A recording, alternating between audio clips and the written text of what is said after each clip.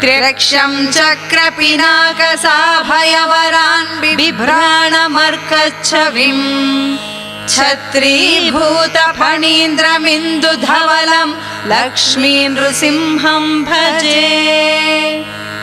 उपास्महे नृसिंहाख्यं ब्रह्मवेदान्तगोचरम् भयोल्लालितसंसारच्छेदहेतुं जगद्गुरुम्।